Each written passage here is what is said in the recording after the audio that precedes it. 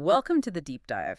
Today, we're really plunging into the fascinating and complex story behind World Wrestling Entertainment, WWE. It's quite a story. It really is. I mean, think about this. WWE broadcasts in over 150 countries. They run something like 320 live events every single year. Yeah, the scale is incredible. And just recently, they snapped up Lucha Libre AAA worldwide. That's part of this huge global push they're on. Exactly.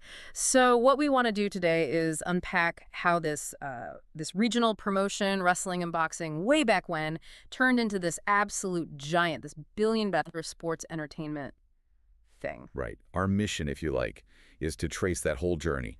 We'll hit the key eras, the really influential people, those moments that just changed everything. Not just for wrestling, but for pop culture, too. Absolutely. We've sifted through our sources, pulled out the key insights to give you, the listener, a kind of shortcut to getting your head around this whole phenomenon. Okay, so let's go right back to the very beginning. Where does the WWE story technically start? Well, you've got to go back to the Capital Wrestling Corporation, the CWC.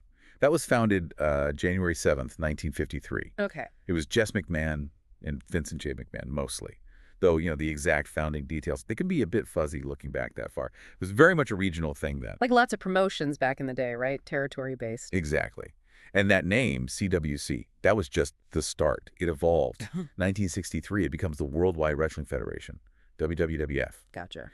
Then 1979, they drop a W, become the WWF World Wrestling Federation. The one most people probably remember from the 80s and 90s. Yeah, that's the big one. Until 2002, that is, when it became World Wrestling Entertainment, WWE, after that whole thing with the pandas. Right, the World Wildlife Fund. And since 2011, they've pretty much just branded as WWE. Simple.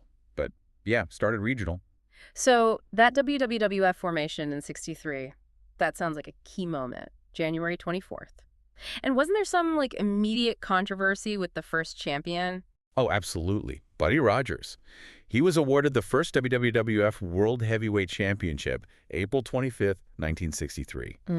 The story goes, there was this tournament in Rio, but probably didn't happen. Let's just say it's considered apocryphal. Yeah. Anyway, he holds the title for barely any time at all. Loses it May 17th to Bruno Sammartino. And why so quick? Well, the story is Rogers had a heart attack shortly before the match. So the match itself was less than a minute long. Just a quick transition needed. Wow. But that transition led to something huge, didn't it? Sammartino's reign. Oh, monumental. Bruno Sammartino held that title for, get this, 2,803 days. Wait, how long is that? That's 7 years, 8 months, and 1 day straight. No way. Yes. It's the longest continuous world championship reign in men's wrestling history, period. That kind of run, back then especially, just cemented him. He was the promotion. An absolute icon. And a fan favorite, right? A babyface. Totally. Yeah. And the WWF really built its reputation in the 70s. They were running huge shows, think Shea Stadium, Madison Square Garden. Big-time venues. Exactly. And their whole model then was built around guys like Sammartino, Pedro Morales, Bob Backlund later on. These beloved baby faces having these incredibly long reigns. Made sense. Gives the fans a hero. Right. And the heels, the villains, they were usually just transitional champs, hold the belt for a bit, create a challenge, then drop it back to the hero. But there were exceptions. Yeah. Superstar Billy Graham was a notable one. He had a longer heel run, showed they could mix things up. It's also worth remembering, from 71 to 83, the WWF was actually part of the NWA, the National Wrestling Alliance. Okay. So technically, within that whole system, their title was seen as more of a regional championship, not the undisputed world title. Right. That whole territorial system was complicated. So, okay, we've got these strong regional roots, Sammartino's epic reign. But then the mid-80s hit. Yeah. And things seemed to just explode. I'm putting it mildly, yeah. What was the spark? How did it go from big wrestling promotion to, a pop culture force? 2 words, rock and wrestling. Ah, yes. Cyndi Lauper. Exactly. This partnership in the mid-80s with Cyndi Lauper, it was genius by Vince McMahon Jr., who'd taken over from his father. It wasn't just getting a music star involved. It was deliberately saying, this isn't just wrestling anymore. This is sports entertainment. Merging worlds. Totally. You had Lauper managing Wendy Richter, and Richter was feuding with the legendary Fabulous Moolah, who was managed by Captain Lou Albano. Yeah. Another crossover figure, just blew the doors open, got him on MTV, changed everything. It put them squarely in the mainstream conversation. Right. And that whole vibe, that momentum, Yeah. It directly leads to the first WrestleMania in A 1985. showcase, the Super Bowl of wrestling, basically. Pretty much became that, yeah. Yeah. WrestleMania was the ultimate gamble, the big payoff for that whole rock and wrestling strategy. Right. And it worked hugely. And the stars aligned too, right? The 80s roster was just packed. Oh, unbelievably packed. Yeah. Just an unreal amount of classic, mega popular wrestlers. Yeah. And right at the center of it all, Hulk Hogan. Hulk Hogan became champion January 1984. He was the perfect face for that era. Larger than life, charismatic. He carried the company into this massive expansion. So the 80s were all about Hulkamania, bright colors, heroes, but things change, culture changes, and by the late 90s, wrestling got edgier. A lot edgier, yeah. The Attitude Era. What drove that shift? Was it just reflecting the times, or? It was partly reflecting the times, sure, but it was also driven by intense competition, mainly from WCW. They were in a war. The Monday Night Wars. Exactly. And that pressure cooker environment, it forced innovation. The Attitude Era meant pushing boundaries, more adult themes, more complex characters, and crucially, really well-crafted long-term storylines. And that's where someone like Chris Kreski came in, right? The head writer. Yes, Kreski gets a lot of credit. He brought a different approach, almost like a TV drama writer's room. You saw these incredible feuds unfold, like Triple H and Cactus Jack, Mick Foley doing amazing work there. I hear ya. Brutal stuff. And think about the tag teams. The Hardy Boys, Edge and Christian, the Dudley Boys. Their rivalries were just off the charts. Non-stop action and innovation. Speaking of innovation, that's when we got the TLC match, right? Tables, ladders, and chairs. SummerSlam 2000? Spot on. That match type was pure Attitude Era. Just absolute chaos and spectacle. High risk, visually stunning. It captured the whole vibe perfectly. Fans went nuts for it. It really did feel like a signature match of that time. And then right after that peak, 2002, the name change. WWS becomes WWE. Yep, the World Wildlife Fund lawsuit forced their hand, had to change and then get the F out, as they famously said. So, end of the Attitude Era, new name. What comes next? Early 2000s. That ushered in what they called the Ruthless Aggression Era. Okay, what defined that? It was about finding the next generation of top stars. The Attitude Era guys were still around, but new faces started getting the spotlight. Think John Cena, Randy Orton, Batista. Right, the OVW clock. Exactly. Plus, guys like Chris Jericho hitting his stride, Kurt Angle being amazing, Rob Van Dam coming in. And on the women's side, Trish Stratus and Lita were really shining. And Cena. He became the guy, didn't he? For a long, long time. He really did. Started with that Dr. Thugonomics gimmick, the rapper thing. Which was surprisingly popular. Yeah, it connected. But then he transitioned into this, super clean-cut, heroic figure, the ultimate company guy, became the definitive face of WWE. And his work outside the ring, too, especially Make-A-Wish. It's incredible. Truly amazing. Over 650 wishes granted. It's a record. And just genuinely fantastic work. He embodies that aspect of the company. This era also had some memorable groups, right? Like Evolution. Oh, yeah. Evolution was huge for a couple of years there, 2003 to 2005. Yeah. Triple H, Randy Orton, Ric Flair, Batista. Past, present, and future. That was the tagline. Really effective heel stable. Helped launch Orton and Batista into the main event. Absolutely. And WWE also tried something interesting, bringing back ECW as a third brand. Extreme Championship Wrestling on the Sci-Fi Channel. Yeah, from 2006 to 2010.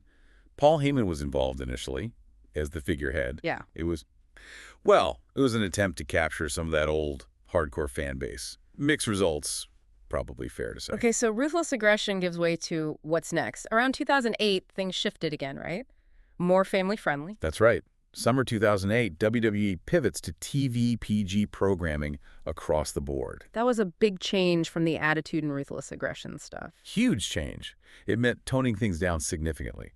Like Cena's finisher, the FU, gets renamed the Attitude Adjustment. Yeah. And things like intentional blading cutting for blood that was forbidden is a very deliberate move towards attracting a broader family audience and big corporate sponsors. Made business sense, I guess. But how did the hardcore fans react? There was definitely some pushback, but Cena remained incredibly popular, especially with kids. In this era, it still had great moments. CM Punk had that amazing 434-day WWE Championship reign. The pipe bomb. The pipe bomb promo, yeah. And his feud with Cena, especially that match at Money in the Bank 2011, is considered an all-time classic by many, so there was still quality there. And the titles got streamlined, too. Yep, December 15th, 2013. Randy Orton beats John Cena to unify the World Heavyweight Championship and the WWE Championship. Eventually, it just became the WWE Championship again. Cleaner hierarchy. But maybe the biggest development of this whole PG era and into the 2010s was the focus on women's wrestling, the women's evolution. Absolutely crucial. For years, women's matches were often, short distractions, bathroom breaks, sadly. The Divas era wasn't always taken seriously. Exactly. But pioneers like Trish Stratus and Lita had already shown what was possible. They were the first women to main event Monday Night Raw, way back. That planted a seed. And then came the Four Horsewomen. Right. Sasha Banks, Bayley, Becky Lynch, and Charlotte Flair. They came up from NXT and just started having killer matches. Stellar match after stellar match. They really raised the bar. You could feel things changing. You really could. The talent was undeniable, and the company started giving them the platform. Charlotte and Sasha main eventing Hell in a Cell in 2016. First women's Hell in a Cell match ever. First ever. Huge deal. Then in 2018, the first all-women's pay-per-view, WWE Evolution. Another massive statement. And the ultimate moment, WrestleMania main event. WrestleMania 35, 2019. Becky Lynch, Charlotte Flair, Ronda Rousey. First women ever to main event WrestleMania. Just barrier after barrier getting smashed. Women started getting into Money in the Bank, Royal Rumble, Elimination Chamber, matches previously only for men. Completely changed the landscape of the perception of women's wrestling within WWE. A genuine revolution. So the company's flying high, women are main eventing, then 2020 hits, and everything changes again. Yeah, the COVID-19 pandemic, March 2020. Suddenly, and no crowds. That must have been bizarre. Wrestling thrives on crowd reaction. Totally bizarre. They had to adapt fast. Shows from the Performance Center with no fans. Yep. Then they developed the Thunderdome. With the virtual fans on the screens. Exactly. Trying to bring some energy back. Yeah. WrestleMania 36 was taped. No live audience. It was a surreal time. Florida did declare them an essential business, which was controversial. Allowed them to keep running, but they also had layoffs, right? Yeah. Staff furloughs and layoffs followed. It was a tough period, financially and logistically. And around the same time, major drama at the COP, Vince McMahon. Yeah, huge changes. June 2022, Vince steps down as chairman and CEO. There's this hush money investigation. His daughter, Stephanie, becomes interim chairwoman and co-CEO. And Vince retires in July 22. Right. But then he comes back in January 2023, says he wants to explore selling the company. Which they did. Which they did. But then, January 2024, Vince resigns again, this time from TKO, the new parent company, following really serious allegations, sex trafficking, sexual assault, plus a $1.7 million SEC fine related to those earlier payments. Just a massive, messy situation. A really tumultuous couple of years at the executive level. And in the middle of all that, the sale itself, merging with UFC. Yep. April 2023, the deal is announced. WWE and UFC merged to form TKO Group Holdings, a new publicly traded company. Wow. Bringing those two huge brands under one umbrella. What was the thinking there? Scale, mostly. Media rights negotiations, global expansion, sponsorships. Having both gives them immense leverage. They operate as separate divisions, but under that TKO umbrella. It's a powerhouse move in the sports and entertainment world. And it makes sense with how content is shifting, too. The WWE network was big. Launched in 2014, yeah. Huge archive. But then in 2021, the U.S. content moves to Peacock. NBC Universal's platform. Right. And internationally, they started partnering with others. Disney Plus Hotstar in Indonesia, Disney Plus in the Philippines, Binge in Australia, Abema in Japan, spreading it out. And the really big news, Netflix. Huge news. Starting January 2025, Monday Night Raw moves exclusively to Netflix in the U.S. and most international markets. And most of the WWE Network library is heading to Netflix globally, too. That's a massive shift in distribution. Game changer. It feels like they're really pushing that global presence harder than ever, acquiring Evolve in 2020. And making partnerships. January 16th, 2025, they announced a multi-year deal with TNA Total Nonstop Action Wrestling, including talent exchanges. Whoa, okay, that's interesting. The old Forbidden Door idea. Kind of feels like it. Yeah. Plus partnerships with Pro Wrestling Noah in Japan, Dreamstar fighting Marigold, and then, as we mentioned, buying Lucha Libre AAA in Mexico in April 2025. They're planting flags everywhere. And the big shows keep coming. NXT Heatwave, Crown Jewel in Perth, Australia this year, Survivor Series. SummerSlam is even 2 nights now. The scale just keeps growing. Bigger venues, international shows. It's relentless. Okay, let's zoom out a bit. Beyond the business deals and the matches, WWE's cultural impact, it's undeniable, right? Oh, absolutely massive. Just look at the stars who've crossed over. The Rock, Dwayne Johnson, biggest movie star on the planet, arguably. Started in WWE, built this incredible career, movies, TV, everything. He's a brand unto himself. And John Cena, too. He's found huge success in movies, especially comedy, TV shows, commercials. Dave Bautista as well. Drax in Guardians of the Galaxy, roles in Bond films, Blade Runner. He's made a real transition. It shows how these characters, these performers, can transcend wrestling. Definitely. And it's not just the people. Wrestling itself pops up in movies like Iron Claw or Nacho Libre. It influences culture. And the catchphrases, they become part of everyday language. Oh, yeah. Can you smell what The Rock is cooking? Give me a hell yeah. Stone Cold, yep. Rest in peace from The Undertaker. Cena's, you want some? Come get some. They're instantly recognizable. Even the video games, the WWE 2K series is huge, brings in new fans. It all weaves together. And alongside all that entertainment, there's the positive side, too. The philanthropy. Right, we mentioned Make-A-Wish earlier. 4 decades they've partnered with them. Over 6,000 wishes granted by WWE overall, with Cena leading the charge with over 650 himself.